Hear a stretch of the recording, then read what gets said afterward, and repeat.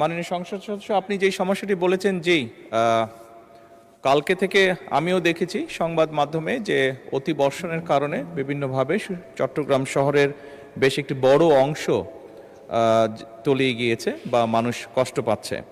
মাননীয় স্পিকার, এই সমস্যাটি শুধু চট্টগ্রামে নয়, এই সমস্যাটি বলা যায় সারা দেশেই ছড়িয়ে আছে। এটির সাথে আমাদের অনেক কিছু নির্ভর করছে। ঢাকা শহরে এরকম অনেকগুলো বিষয় আছে যেখানে একটু বৃষ্টিতেই পানি বন্ধ হয়ে যাচ্ছে, আটকে যাচ্ছে, জলাবদ্ধতা তৈরি হচ্ছে। মাননীয় স্পিকার, এটি অনেক দিনের সমস্যা আমাদের। মাননীয় সংসদ সদস্য বলেছেন বিদেশি বিশেষজ্ঞ বা দেশীয় বিশেষজ্ঞ। আমার মনে হয় মাননীয় স্পিকার, এই বিষয়ে একজন রাজনীতিবিদ একজন বিশেষজ্ঞ ছিলেন, উনি হচ্ছেন শহীদ রাষ্ট্রপতি জিয়াউর রহমান, যিনি সমগ্র বাংলাদেশে খাল খননের মাধ্যমে যেমন পানির রিজার্ভার তৈরি করেছিলেন, একইভাবে বন্যা বা জলবদ্ধতাও দূর করেছিলেন। এবং মাননীয় স্পিকার, আমাদেরকে ঠিক একই কাজে আবার ফিরে যেতে হবে। বর্তমান সরকার কর্মসূচিটি নিয়েছে, খাল খনন কর্মসূচি। সারা দেশে এটি করা সম্ভব, সারা দেশে আমরা এই কাজটিও শুরু করেছি। শহর অঞ্চলগুলোতে যেটি সমস্যা হচ্ছে মাননীয় স্পিকার, বিভিন্ন যেই লেকগুলো আছে শহরের ভিতরে বা যেই ড্রেনগুলো, বড় নালাগুলো আছে, খালগুলো আছে, এইগুলো আমরা বিভিন্ন জিনিস ব্যবহার করি, যেমন প্লাস্টিক বোতল, পলিথিন ছাড়াও বিভিন্ন জিনিস যেগুলো ব্যবহার করে আমরা যারা বসবাস করছি, তারা অসচেতনভাবে এইগুলো দিয়ে আমরা এই খাল বিলগুলোকে বন্ধ করে দিচ্ছি। সরকার বিভিন্ন জায়গায় খাল খননগুলো করছে, এই ড্রেনগুলোকে ক্লিন করার চেষ্টা করছে। ঢাকা শহরে কয়েকটি করা হয়েছে, এর মধ্যেও বিভিন্ন ডিপার্টমেন্ট, কিন্তু 7 থেকে 10 দিনের মধ্যে গিয়ে মাননীয় স্পিকার আমরা দেখছি যে আবার মানুষজন অসচেতনভাবে এইগুলোতে বিভিন্ন ময়লা ফেলে জিনিসগুলোকে ব্লক বা ময়লা করে দিচ্ছে।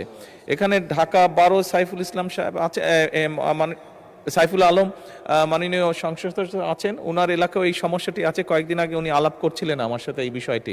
আমি অন্যান্য এলাকাও যারা সংসদ সদস্য আছেন তাদের সাথে আলাপ করেছি। এটি একটি বিরাট সমস্যা মাননীয় স্পিকার। আমি মনে করি সরকার যে উদ্যোগ নেবে অবশ্যই নিচ্ছে, আরও নেবে। একই সাথে এখানে সকল যারা সংসদ সদস্য উপস্থিত আছেন, আপনার সকলের কাছে আমার একটি বিনীত অনুরোধ থাকবে, আসুন আমরা জনগণের সচেতনতা বৃদ্ধি করি। সচেতনতা বৃদ্ধি করার মাধ্যমে কিন্তু এই সমস্যাটা অনেকাংশে কমিয়ে আনা সম্ভব হবে।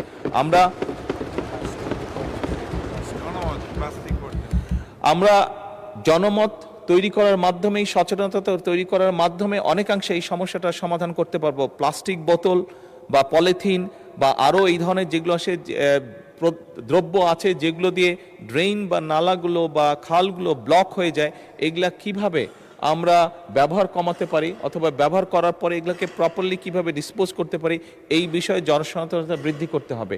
এটি সরকারের পক্ষ থেকে উদ্যোগ নেওয়া হচ্ছে মাননীয় স্পিকার, কিন্তু আমরা সংসদ সদস্য যারা, আমি মনে করি আমাদের একটি নৈতিক দায়িত্ব আছে এই বিষয়ে জনগণকে সচেতন করার।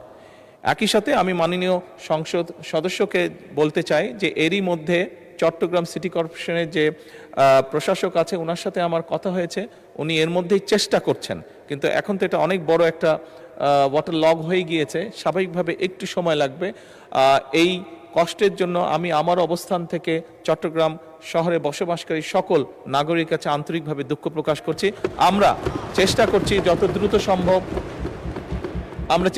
যত দ্রুত সম্ভব এই সমস্যাটা থেকে মানুষকে বের করে নিয়ে আসা যায়। মাননীয় স্পিকার, ধন্যবাদ।